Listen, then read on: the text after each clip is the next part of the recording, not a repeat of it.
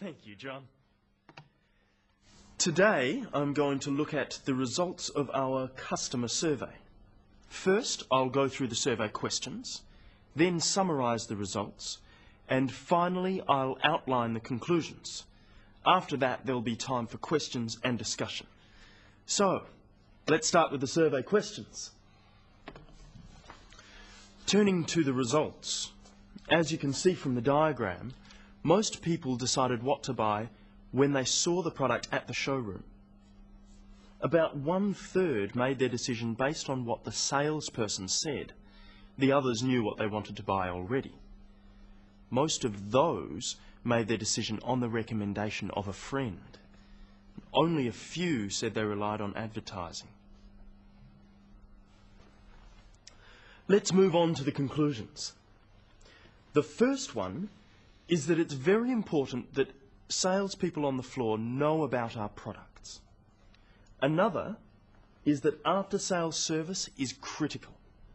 People who experience good after-sales service are more likely to recommend a brand.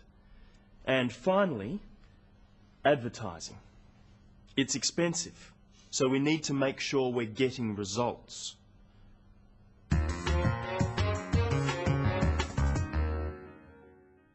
In today's program, we look again at a presentation. Tan is presenting the results of a survey. Let's see how he does it. How does Tan start his presentation? Today, I'm going to look at the results of our customer survey. When giving a presentation, it's important to state clearly what you are going to talk about at the beginning. What is your topic? For this, Tan uses the future tense, I'm going to. He could also have said, I will. And instead of look at, he could have used other words, examine, analyze, review, discuss.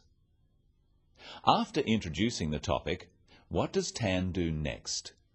First, I'll go through the survey questions, then summarise the results, and finally, I'll outline the conclusions. After that, there'll be time for questions and discussion. Tan outlines the structure of his presentation.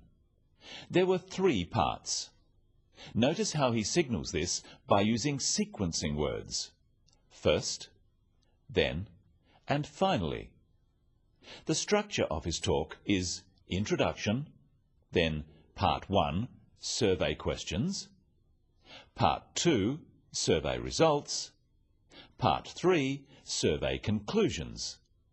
There's one more sequencing signal in his introduction. Did you hear it? After that, there'll be time for questions and discussion. Even though Tan said finally he would talk about conclusions, he has something after that. This is because the questions are not part of his presentation.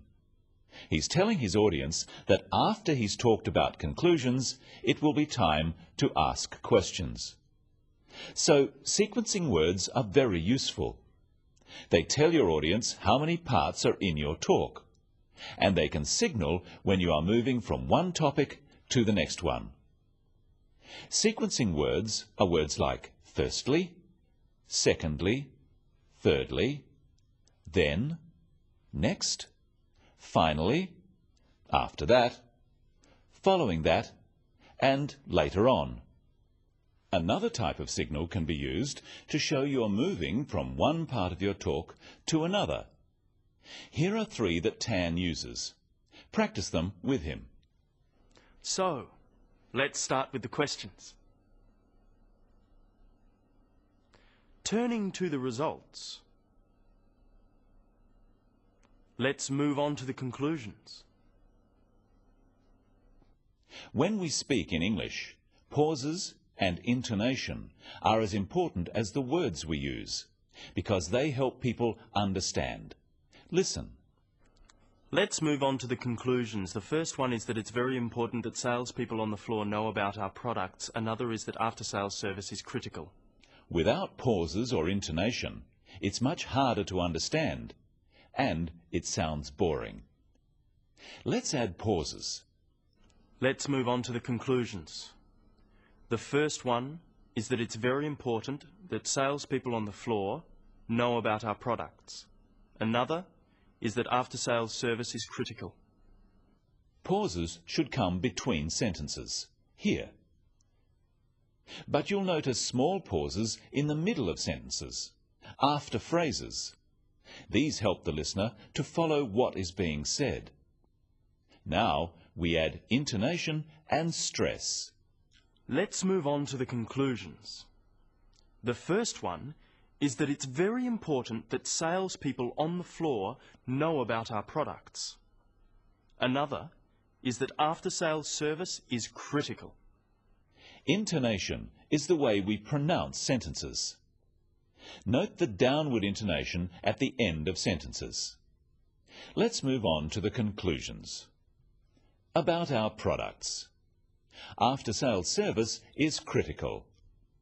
Stress occurs in words and sentences.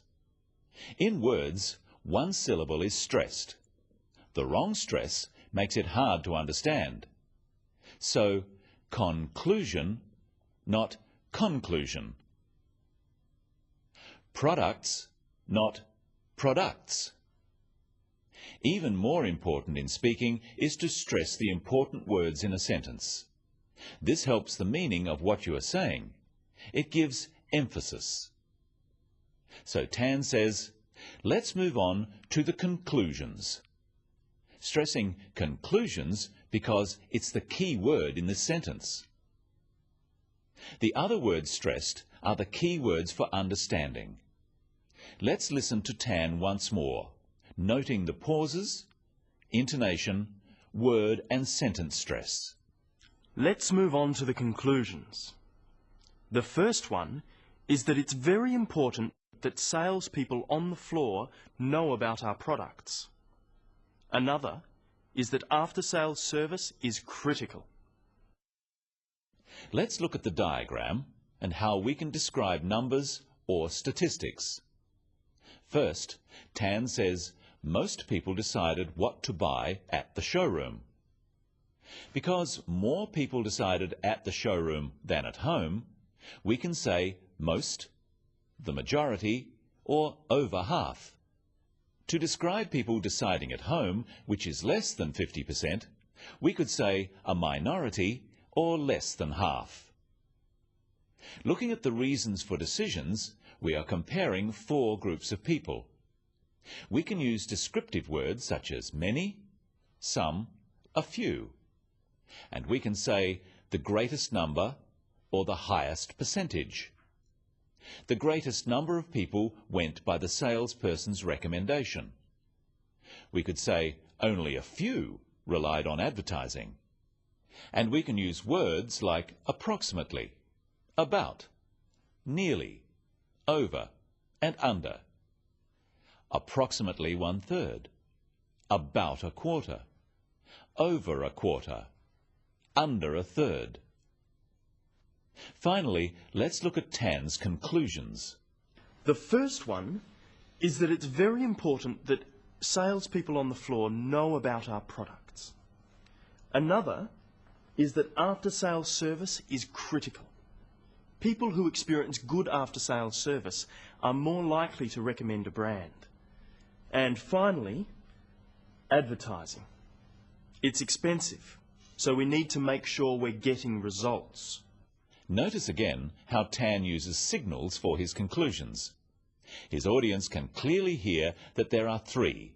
He says, the first one, another, and finally. Notice also how Tan uses adjectives to make his points. You shouldn't use the same words all the time. What are the adjectives? They are important, critical, and expensive. So, to summarize, state your topic, outline the structure of your presentation, use signaling and sequencing words, pay attention to intonation and stress, use descriptive words and adjectives, not just numbers. And in conclusion, that's all today on the Business of English.